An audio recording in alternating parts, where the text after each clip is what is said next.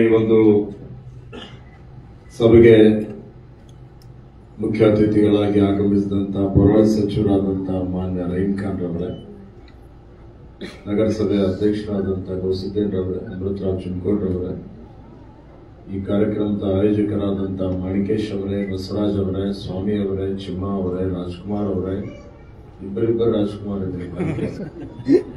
ಅದಕ್ಕೆ ಇಲ್ಲಿ ಸುಮಾರು ಜನ ಎಲ್ಲ ಉಪಸ್ಥಿತರಿದ್ದಾರೆ.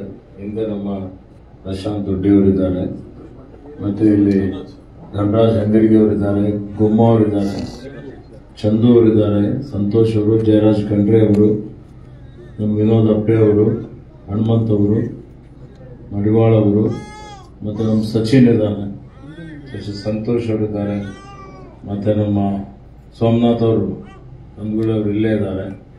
ಎಲ್ಲ ಬುಳ್ಳಲ್ಲಿ ಏನ್ ಕೂತಿರಪ್ಪ, ಮತ್ತೆ ನನ್ನ ಹೆಸರು ತಗೊಂಡಿಲ್ಲ ಅಂದ್ರೆ ಕಷ್ಟ. ಎಲ್ಲರೂ ಇಲ್ಲದಂತ ಉಪಸ್ಥಿತರಿರುವಂತ ಎಲ್ಲ ನಮ್ಮ ವಿಜಯ್ ಕುಮಾರ್ ನಿಂತಿದ್ದಾರೆ, ಅಲ್ಲಿ ಅವ್ರ ಬ್ರದರ್ ಅಶೋಕ್ ಅವರಿದ್ದಾರೆ. ಮತ್ತೆ ಇಲ್ಲಿ ಉಪಸ್ಥಿತರಿರುವಂತ ಈ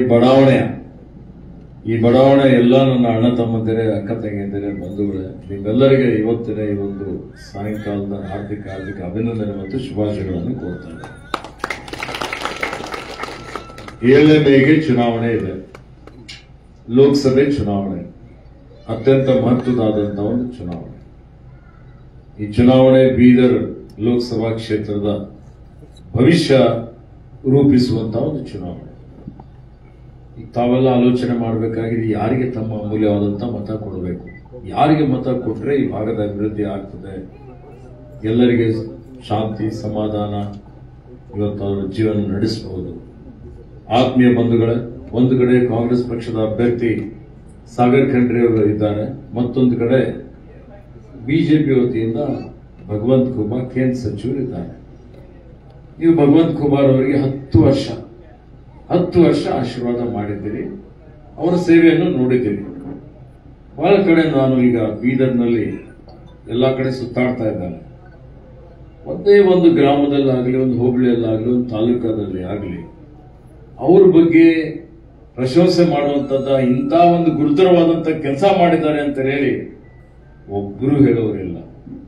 ಪ್ರತಿಯೊಬ್ಬರು ಏನ್ ಹೇಳ್ತಾರೆ, ನಮ್ಮ ಗ್ರಾಮಕ್ಕೆ ಬಂದಿಲ್ಲ, ನಮ್ಮ ಪಂಚಾಯತ್ಗೆ ಬಂದಿಲ್ಲ, ನಮ್ಗೆ ಅನುದಾನ ಕೊಟ್ಟಿಲ್ಲ, ನಮ್ಮ ಕಷ್ಟ ಸುಖದಲ್ಲಿ ಭಾಗಿಯಾಗಿಲ್ಲ, ನಮ್ಗೆ ಹೋದ್ರೆ ದರ್ಪ ತೋರಿಸಿದ್ದಾರೆ, ದುರಂಕಾರ ಮಾಡಿದ್ದಾರೆ, ದುರ್ವರ್ತನೆ ಮಾಡಿದ್ದಾರೆ, ಅವರಿಗೆ ನಾವೆಲ್ಲ ಇಷ್ಟೆಲ್ಲ ಶ್ರಮ ಮಾಡಿದ್ದೇವೆ, ಬೆವರು ಸುರಿಸಿದ್ದೇವೆ, ನಮ್ಮ ಬಗ್ಗೆ ಕಳಕಳಿ ಇಲ್ಲ, ಯಾರ್ದೋ ಹೆಸರ ಮೇಲೆ ಗೆದ್ದಿದ್ದೇನೆ ಅಂತ ಹೇಳಿ ನಿರ್ಲಕ್ಷ್ಯ ಮಾಡ್ತಾರೆ. ಅವ್ರ ಕೊಡುಗೆ ಶೂನ್ಯ ಇದೆ, ಅವರಿಗೆ ನಾವು ಮತನೇ ಹಾಕಲ್ಲ ಅನ್ನುವಂತ ಮಾತು ಇಡೀ ಬೀದರ್ ಜಿಲ್ಲೆ ಜನ ಹೇಳ್ತಾರೆ. ಒಂದು ಪಕ್ಷಕ್ಕೆ, ಒಂದು ಜಾತಿಗೆ ಸೀಮಿತವಾಗಂತಲ್ಲ, ಎಲ್ಲಾ ಪಕ್ಷ, ಎಲ್ಲಾ ಜಾತಿ, ಎಲ್ಲಾ ಸಮುದಾಯದ ಜನ ಇವತ್ತು ಅವರಿಗೆ ತಿರಸ್ಕಾರ ಮಾಡಬೇಕು, ಬದಲಾವಣೆ ಮಾಡಬೇಕು ಅನ್ನುವಂತ ತೀರ್ಮಾನವನ್ನು ಮಾಡಿದ್ದಾರೆ. ಯಾಕೆ ಅಂತ ಹೇಳಿದ್ರೆ, ಇವತ್ತು ನೋಡಿ, ನಾವೆಲ್ಲ ಜನಪ್ರತಿನಿಧಿಗಳಿದ್ದೀವಿ, ಜನ ಸುಖದಲ್ಲಿ ದುಃಖದಲ್ಲಿ ನಾವೆಲ್ಲ ಭಾಗಿಯಾಗುವಂಥದ್ದು ನಮ್ಮ ಕರ್ತವ್ಯ. ಕೋವಿಡ್ ಅಂತ ಮಹಾಮಾರಿ ಬಂತು.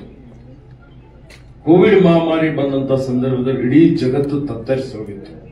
ಎಲ್ಲಾ ಕಡೆ ಭಯ ಇತ್ತು, ಎಲ್ಲಾ ಕಡೆ ಆತಂಕ ಇತ್ತು. ಜನ ಹಾದಿಯಲ್ಲಿ, ಬೀದಿಯಲ್ಲಿ ಫೇಸ್ಬುಕ್ ನೋಡ್ಲಿಕ್ಕೆ ನಮ್ಗೆ ಇವತ್ತು ಹೆದರಿಕೆ ಆಗ್ತಿತ್ತು. ಯಾರ ಫೋಟೋ ಬರ್ತದೆ, ಇವತ್ತು ಫೇಸ್ಬುಕ್ ನೋಡಿದ್ರೆ ಏನೋ ಕಾರ್ಯಕ್ರಮಗಳದ್ದು ಅದು ಇದು ಫೋಟೋ ಬರುತ್ತೆ ಅಂತ ನೋಡ್ತೀವಿ. ಒಂದಿನ ದಿನಮಾನಗಳಲ್ಲಿ ಯಾವ್ದಾದ್ರು ಫೇಸ್ಬುಕ್ ತೆಗೆದು ನೋಡಿದ್ರೆ ಶ್ರದ್ಧಾಂಜಲಿ ಅಂತೇಳಿ ಬರ್ತಾ ಇತ್ತು. ಅಂತ ಸಮಯದಲ್ಲಿ ಇವತ್ತು ನಾವೆಲ್ಲ, ನಮಗೂ ಕೋವಿಡ್ ಆಗಿದ್ದಾಗ, ಆಸ್ಪತ್ರೆಯಲ್ಲಿ ಅಡ್ಮಿಟ್ ಆಗಿದ್ದಾಗ ಸಹಿತ ನಾವು ರಾತ್ರಿ ಹಗಲ 24 ತಾಸು ಜನರು ಫೋನ್ ಮುಖಾಂತರ ನಮಗೆ ಕರೆ ಮಾಡ್ತಾ ಇದ್ರು. ಬೆಡ್ ಇಲ್ಲ, ಆಂಬ್ಯುಲೆನ್ಸ್ ಇಲ್ಲ, ರೆಮ್ಡೆಸಿವಿರ್ ಇಂಜೆಕ್ಷನ್ ಇಲ್ಲ, ಆಕ್ಸಿಜನ್ ಇಲ್ಲ, ಹಾದಿಯಲ್ಲಿ ಬೀದಿಯಲ್ಲಿ ಜನ ಸಾಯ್ತಾ ಇದ್ದಾರೆ ಅಂದ್ರೆ ಆಕ್ಸಿಜನ್ ಕೊಡಿಸುವಂಥದ್ದು, ಬೆಡ್ ಕೊಡಿಸುವಂಥದ್ದು, ಆಂಬ್ಯುಲೆನ್ಸ್ ಕೊಡಿಸುವಂಥದ್ದು, ಮತ್ತೆ ಎಂತ ವ್ಯವಸ್ಥೆ ಆಗಿತ್ತು. ಅವಾಗ ಡಬಲ್ ಇಂಜಿನ್ ಸರ್ಕಾರ ಇತ್ತು ಬಿಜೆಪಿ. ಒಂದು ರೆಮ್ಡೆಸಿವಿರ್ ಇಂಜೆಕ್ಷನ್ 2,000 3,000 ಇದ್ದಿದ್ದು 30,000 40,000 ರೂಪಾಯಿ ಕಾಳಸಂತೆಯಲ್ಲಿ, ಬ್ಲಾಕ್ ಮಾರ್ಕೆಟ್ ಅಲ್ಲಿ ಜನ ಸಾಯ್ತಾ ಇದ್ರು, ಮಾರ್ಕೊಂಡು ಲೂಟಿ ಹೊಡೆಯವರು, ಅದರಲ್ಲಿ ಹಣ ಮಾಡುವಂತವ್ರು. ಎಂತ ಅಮಾನವೀಯವಾದಂತ ಒಂದು ಪರಿಸ್ಥಿತಿ ನಾವು ನೋಡಿದ್ದೇವೆ. ಬಹಳ ಜನರ ಜೊತೆಲಿ ಜಗಳ ಮಾಡಿದ್ದೇವೆ. ವಿರೋಧ ಪಕ್ಷದಲ್ಲಿ ನಮ್ಮ ಸರ್ಕಾರ ಇರದೇ ಇದ್ರು ಶಾಸಕರಾಗಿ ಹೋರಾಟ ಮಾಡಿ ಬೀದರ್ಗೆ 100 ರೆಮ್ಡೆಸಿವಿರ್ ಕಳಿಸಿದ್ದೇವೆ, ಆಕ್ಸಿಜನ್ ಕಳಿಸಿದ್ದೇವೆ. ಬಹಳ ಜನರ ಜೀವ ಉಳಿಸುವಂತ ಪ್ರಾಮಾಣಿಕ ಪ್ರಯತ್ನ ನಾವು ಮಾಡಿದ್ದೇವೆ. ಆದ್ರೆ ಇವರು ಸಂಸದರಾಗಿ ಏನ್ ಮಾಡಿದ್ರು, ನಾನು ಮೌನಾಚರಣೆ ಮಾಡ್ತೇನೆ, ಯಾಕೆಂದ್ರೆ ಪರಿಶ್ರಮನೇ ಇಲ್ಲಲ್ಲ, ಸೇವೆನೇ ಮಾಡಿಲ್ಲ. ಇವತ್ತು ಲಾಟ್ರಿ ತರ ಸಿಕ್ಬಿಟ್ಟಿದೆ ಕುರ್ಸಿ. ಅದಕ್ಕೆ ಕಳಕಳಿ ಬೇಕಲ್ಲ, ಯಾವ ವ್ಯಕ್ತಿಗೆ ಕಳಕಳಿ ಇಲ್ಲ. ಏನ್ ಮಾಡ್ತೀವಿ, ನೀವೇ ಹೋಗಿದ್ದೀರಿ, ನೀವು ಹೋಗಿ ನಿಮ್ಮ ಏನು ಒಳಚರಂಡಿ ಯೋಜನೆಯಲ್ಲಿ ಮಾಡಿ ಅಂತ ಹೇಳಿ ಕೇಳಿದ್ರಿ. ಹೊಸ ಬಡಾವಣೆ ಇದೆ ಅಂತ ಅನ್ಸುತ್ತೆ. ಹೊಸ ಬಡಾವಣೆ ಇದ್ದಾಗ ಮೂಲಭೂತ ಸೌಕರ್ಯ ಇರೋದಿಲ್ಲ, ಆಗ್ಬೇಕು ಇರೋದಿಲ್ಲ. ಕೆಲವು ಹಿಂಗೆ ಬಡಾವಣೆಗಳು ನಿರ್ಮಾಣ ಆಗ್ತವೆ. ಸಿಸಿ ರಸ್ತೆ, ಚರಂಡಿ, ನಿಮ್ಗೇನ್ ಬೇಕು? ಶುದ್ಧ ಕುಡಿಯ ನೀರು ಬೇಕು, ಇವತ್ತು ರಸ್ತೆ ಬೇಕು, ಚರಂಡಿ ಬೇಕು, ಉದ್ಯಾನವನ ಬೇಕು, ಬೀದಿ ದೀಪ ಬೇಕು, ಸ್ವಚ್ಛತೆ ಬೇಕು, ದಿನ ಬೆಳಿಗ್ಗೆ ಮೂಲಭೂತ ಸೌಕರ್ಯಗಳು ಬೇಕು. ಇದು ಇವತ್ತು ನಾವು ಮಾಡ್ತಾ ಇದ್ದೇವೆ. ನಾನು ಹಿಂದೆ ಪೌರಾಡ ಸಚಿವನಾಗಿದ್ದೆ 2 ವರ್ಷ. ಆಗಿದ್ದಂತ ಸಂದರ್ಭದಲ್ಲಿ ಬೀದರ್ ಜಿಲ್ಲೆಗೆ 106 ಕೋಟಿ ರೂಪಾಯಿ ಅನುದಾನ ಕೊಟ್ಟಿದೆ. ಅಂದಿನ ದಿನಮಾನಗಳಲ್ಲಿ ಹಣ ಕಡಿಮೆ ಇದ್ರು 110, 120 ಕೋಟಿ ರೂಪಾಯಿ ರೈನ್ ಕಾನೂನು ಹೇಳ್ಯಾರ ಅಂತಲ್ಲಿ ಬೀದರ್ ಕೊಟ್ಟು, ಅದ್ರ ಜೊತೆಯಲ್ಲಿ ಒಳಚರಂಡಿ ಯೋಜನೆ ಮಾಡಿದ್ವಿ.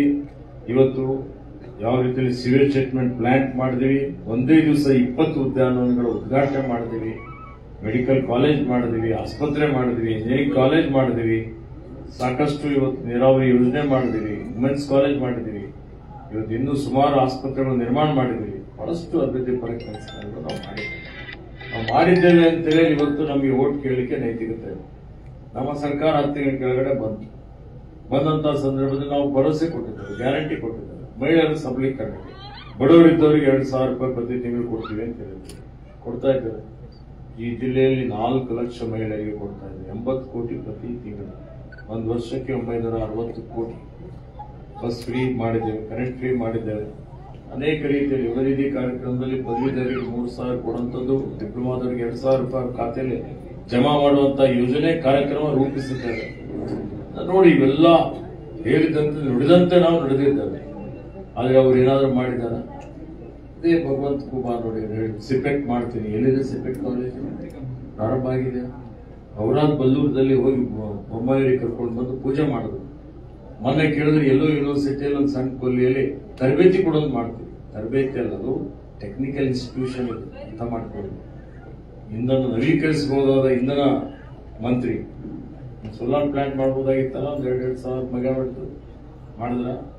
ಅದು ಮಾಡಿದ ತಾನು ಸ್ವಂತ ಸೋಲಾರ್ ಪ್ಲಾಂಟ್ ಹಾಕೊಂಡ ಸ್ವಂತಿಗಾಗಿ. ಇಂಥ ಬಹಳಷ್ಟು ಇದ್ದಾವೆ. ಈಗ ಬಡಾವಣೆಯಲ್ಲಿ ನಾವು ಟಿಕೆಟ್ ಪಡೆ ಮಾಡ್ಲಿಕ್ಕೆ ಹೋಗೋದಿಲ್ಲ. ಅವೆಲ್ಲ ಸೇವಾ ಮನೋಭಾವದಿಂದ ಮಾಡಿದ್ದಾರೆ. ನಮ್ಮ ಮಗ ಸುಪುತ್ರ, ನನ್ನ ಮಗ ಅಂತೇಳಿ ಅವನಿಗೆ ಟಿಕೆಟ್ ಕೊಟ್ಟಿಲ್ಲ. ಸಾಗರ್ ಕಂಡ್ರೆ 26 ವರ್ಷದ ಯುವಕ, ಅವನು ಕಿರಿಯ ವಯಸ್ಸಿದೆ. 25 ವರ್ಷ ನಂತರ ಯಾರೋ ನಿಲ್ಲಬಹುದು. ಕಿರಿಯ ವಯಸ್ಸಿದ್ರು ಅಧ್ಯಯನ ಮಾಡಿದ್ದಾರೆ, ಕಾನೂನು ಪದವೀಧರಿದ್ದಾರೆ, ಇವತ್ತು ಸೇವೆ ಮಾಡಿದ್ದಾರೆ. 4 ವರ್ಷದಿಂದ ಬಾಲ್ಕಿಯಲ್ಲಿ ಬೀದರ್ನಲ್ಲಿ ಕೋವಿಡ್ ಸಮಯದಲ್ಲಿ NSY ಜನರಲ್ ಸೆಕ್ರೆಟರಿ ಆಗಿ ಸಂಘಟನೆ ಮಾಡಿದ್ದಾರೆ. ಸೇವೆ ಮಾಡಬೇಕು ಅನ್ನುವಂತ ಇಚ್ಛಾಶಕ್ತಿ ಇದೆ. ಈಗ ನಿಮ್ಗಿಂತನೇ ಹೆಚ್ಚಿಗೆ ಆಗ್ತದೆ. ಲೋಕಸಭೆಯಲ್ಲಿ ಎಲ್ಲಕ್ಕಿಂತ ಕಿರಿಯ ವಯಸ್ಸಿನ ಸಂಸದ ಯಾರಪ್ಪ ಅಂದ್ರೆ ಬೀದರ್ ಬರ್ತದೆ. ಎಲ್ಲಕ್ಕಿಂತ ಸಣ್ಣ ವಯಸ್ಸಿನ MP ಯಾರಪ್ಪ ಅಂದ್ರೆ ಸಾಗರ್ ಬರುತ್ತಾ? ಈಗ ಬರ್ತಾರೆ 800 ಅಲ್ಲಿ ಒಬ್ಬ 800 ಅಲ್ಲಿ ಪುರಾಣ MP ಎಲ್ಲೂ ಬಂದಿಲ್ಲ. ನಿಮ್ದು ಒಂದೇ ಬಡಾವಣೆ ಇಲ್ಲ, ಯಾವ ಬಡಾವಣೆಗಳಿಲ್ಲ, ಎಲ್ಲಿನೂ ಇಲ್ಲ, ಯಾರ ಕಷ್ಟದಲ್ಲೂ ಇಲ್ಲ. ಇವತ್ತು ನಾವೆಲ್ಲಾ ಕಡೆ ಓಡಾಡ್ತೀವಿ. ಹೆಚ್ಚಿಗೆ ನಾನು ಸಮಯ ತೆಗೆದುಕೊಳ್ಳೋದಿಲ್ಲ. ಅತ್ಯಂತ ಮಹತ್ವದಾದಂತ ಒಂದು ಚುನಾವಣೆ ಇದೆ. ದಯವಿಟ್ಟು ನಮ್ಮ ಅಕ್ಕ ತಂಗಿಯರೆಲ್ಲ ಕೂತಿದ್ದೇವೆ. ನಿಮ್ಗೆ ಒಂದು ಮನವಿ ಏನು ಅಂದ್ರೆ, ಬಿಸಿಲು ಬಹಳ ಅದ. ಎಲ್ಲಿ ಬಿಸಿಲಾಗ ಹೋಗ್ರಿ, ಯಾರಿಗೆ ಓಟ್ ಹಾಕಿದ್ರೆ ನಮ್ಗೇನಾಗತ್ತ ಆಯ್ತು ಅಂತೇಳಿ ಮನ್ಯಾಗ ಕೂಡ್ಲಿಕ್ಕೆ ಹೋಗ್ಬಾರ್ದು. ಯಾಕಂದ್ರೆ ಬಹಳ ವ್ಯತ್ಯಾಸ ಆಗ್ತದೆ. ಒಳ್ಳೆ ಜನಪ್ರತಿನಿಧಿ ಇದ್ರೆ ಸಮಾಜಕ್ಕೆ ಒಳ್ಳೇದಾಗ್ತದೆ, ನಿಮ್ ಜಿಲ್ಲೆಗೆ ಒಳ್ಳೇದಾಗ್ತದೆ, ಪರೋಕ್ಷವಾಗಿ ನಿಮ್ಮೆಲ್ಲರಿಗೂ ಒಳ್ಳೇದಾಗ್ತದೆ. ಅದಕ್ಕೆ ಮತದಾನ ನಿಮ್ಮ ಹಕ್ಕು. ಪ್ರತಿಯೊಬ್ಬರು ಮತದಾನ ಮಾಡಲೇಬೇಕು. ಹಿರಿಯರಿದ್ದವರಿಗೂ ವಾಹನದಲ್ಲಿ ಕರ್ಕೊಂಡು ಹೋಗಿ ಮತದಾನ ಮಾಡಿಸಿ. ಇಲ್ಲಿನ ನಮ್ಮ ಕಾರ್ಯಕರ್ತರಿಗೆ ಇವತ್ತು ಎಲ್ಲ ಏನು ಮಾಣಿಕೇಶ್ ಇರ್ಬೋದು, ಇತರ ಎಲ್ಲಾ ಕಾರ್ಯಕರ್ತರು, ಪ್ರಮುಖ ಮುಖಂಡರು, ನೀವೆಲ್ಲ ಬಹಳ ಪ್ರಭಾವಿಗಳಿದ್ದೀರಿ. ನಿಮ್ ಪ್ರಭಾವ ಬೇರೆಯವ್ರ ಮೇಲೆ ಬೀಳುವಂತ ಒಂದು ಶಕ್ತಿ ನಿಮ್ಮಲ್ಲಿದೆ. ಅದಕ್ಕೆ ನೀವೆಲ್ಲ ಸೇರಿ ಯಾರಿಗೂ ಬಿಡದೆ ಇವತ್ತು ಮನೆಗೆ ಹೋಗಿ ಪ್ರಚಾರ ಮಾಡಿ. ಇವತ್ತು ಮುಂದಿನ ದಿನಮಾನಗಳಲ್ಲಿ ನೀವೇನ್ ಬೇಡಿಕೆ ಇದೆ, ನಿಮ್ಮ ಒಳಚರಂಡಿ ಯೋಜನೆ ಇರ್ಬೋದು, ರಸ್ತೆ ಇರ್ಬೋದು, ಚರಂಡಿ ಇರ್ಬೋದು, ನಾನು ಉಸ್ತುವಾರಿ ಮಂತ್ರಿ ಇದ್ದೇನೆ. ಮತ್ತೆ ಈಗ ಹೊಸ ಗ್ಯಾರಂಟಿ ಕೊಟ್ಟಿದ್ದೇವೆ. ನಮ್ಮ ಕೇಂದ್ರದಲ್ಲಿ ನಮ್ಮ ಸರ್ಕಾರ ಬಂತಂದ್ರೆ ಒಬ್ಬ ಮಹಿಳೆಗೆ 1 ಲಕ್ಷ ರೂಪಾಯಿ ಕೊಡ್ತೇವೆ. 1 ಲಕ್ಷ ಮಹಿಳೆಯರ ಸಬಲೀಕರಣ ಮಾಡಬೇಕು, ಅವರ ಆರ್ಥಿಕವಾಗಿ ಅವರಿಗೆ ಶಕ್ತಿ ಕೊಡಬೇಕು ಅನ್ನುವಂತ ರೀತಿಯಲ್ಲಿ ಮಾಡಿದ್ದೇವೆ. ಯುವಕರಿಗೆ ಮಾಡಿದ್ದೇವೆ, ರೈತರ ಸಾಲ ಮನ್ನಾ ಮಾಡ್ತೇವೆ ಅಂತ ಹೇಳಿದ್ದೇವೆ, ರೈತರ ಕೃಷಿ ಉತ್ಪಾದನೆಗೆ ಬೆಂಬಲ ಬೆಲೆ, ಕನಿಷ್ಠ ಬೆಂಬಲ ಬೆಲೆ ಕೊಟ್ಟು ಅದಕ್ಕೆ ಕಾಯ್ದೆ ಮಾಡ್ತೇವೆ ಅಂತ ಹೇಳಿದ್ದೇವೆ. ಬಹಳಷ್ಟು ಯೋಜನೆಗಳು ಘೋಷಣೆ ಮಾಡಿದ್ದೇವೆ, ನುಡಿದಂತೆ ನಡೆದಿದ್ದೇವೆ, ಕೊಟ್ಟ ಎಲ್ಲಾ ಭರವಸೆ ಈಡೇರಿಸಿದ್ದೇವೆ. ಮತ್ತೆ ಈಗ ನಮ್ಮ ಪರಿವಾರ, ಖಂಡ್ರೆ ಪರಿವಾರ, ನಾವು ಏನ್ ಮಾಡಿದ್ದೀವಿ, ನಮ್ಮ ತಂದೆಯವರು ಏನ್ ಮಾಡಿದ್ದಾರೆ, ಏನ್ ಸೇವೆ ಮಾಡಿದ್ದಾರೆ, ಬೀದರ್ ಜಿಲ್ಲೆಗೆ ಏನ್ ಹೋರಾಟ ಮಾಡಿದ್ದಾರೆ, ಅದೆಲ್ಲ ನಿಮಗೆ ಗೊತ್ತಿದ್ದೇ ಇದೆ. ನಾವು ಅವ್ರು ತೋರಿಸ್ಕೊಟ್ಟಂತ ದಾರಿಯಲ್ಲಿ ನಡೀತಾ ಇದ್ದಾರೆ. ನೀವೆಲ್ಲರೂ ಶಕ್ತಿ ಕೊಟ್ರಿ ಅಂದ್ರೆ ಇನ್ನು ಹೆಚ್ಚಿನ ಕೆಲಸ ಮಾಡಬೇಕು. ಇವತ್ತು ನಾನು ಕ್ಯಾಬಿನೆಟ್ ಅಲ್ಲಿ ಇದ್ದೇನೆ. ಈಗ ರಹೀಂ ಖಾನ್ ಅವರು ಕ್ಯಾಬಿನೆಟ್ ಅಲ್ಲಿ ಇದ್ದಾರೆ. ಬೀದರ್ ಜಿಲ್ಲೆ ವಿಷಯ ಬಂತು, ನೀರಾವರಿ ಯೋಜನೆಗಳಿದಾವೆ, ಒಂದು 500 ಕೋಟಿ ಮಂಜೂರಾತಿ ಮಾಡಬೇಕಾಗುತ್ತೆ. ಇವೆಲ್ಲ ನಮ್ಮವರಿಗೆ MP ಮಾಡಿದ್ರಿ ಅಂದ್ರೆ ನಮ್ಮ ಸರ್ಕಾರ ಇರುತ್ತೆ, ನಾವು ಕೈ ಹಿಡಿದು ಮುಖ್ಯಮಂತ್ರಿಯವರಿಗೆ ಕೇಳಿ, ಇವತ್ತು ಮೊನ್ನೆ ಚುನಾವಣೆ ಆಗಿದೆ, ನಮ್ಮ ಬೀದರ್ ಜಿಲ್ಲೆಯ ಜನ ಕಾಂಗ್ರೆಸ್ ಪಕ್ಷಕ್ಕೆ ನಮಗೆ ಬೆಂಬಲ ಕೊಟ್ಟಿದ್ದಾರೆ, ಅವ್ರು ಋಣ ತೀರಿಸಬೇಕಾಗತ್ತೆ, ಈ ಯೋಜನೆ ಆಗಲೇಬೇಕು ಅಂತ ಪಟ್ಟಿದ್ರೆ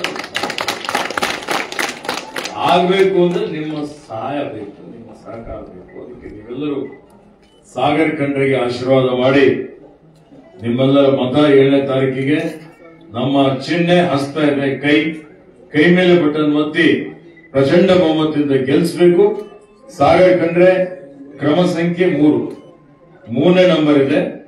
ಸಾಗರ್ ಖಂಡ್ರೆ ನಿಮ್ಮ ಪ್ರತಿನಿಧಿಯಾಗಿ, ಲೋಕಸಭೆಯಲ್ಲಿ ನಿಮ್ಮ ಧ್ವನಿಯಾಗಿ ಸದಾ ನಿಮ್ಮ ಸೇವೆ ಮಾಡಲಿಕ್ಕೆ ಸಿದ್ಧರಿರ್ತಾರೆ ಅನ್ನುವಂತ ಆಶ್ವಾಸನೆಯನ್ನು ಕೊಟ್ಟು ಎಲ್ಲರಿಗೆ ಧನ್ಯವಾದಗಳು ಹೇಳಿ ನನ್ನ ಮಾತು ಮುಗಿಸ್ತಾರೆ. ಜೈ ಹಿಂದ್, ಜೈ ಕರ್ನಾಟಕ, ಜೈ ಕಾಂಗ್ರೆಸ್. ಈಗ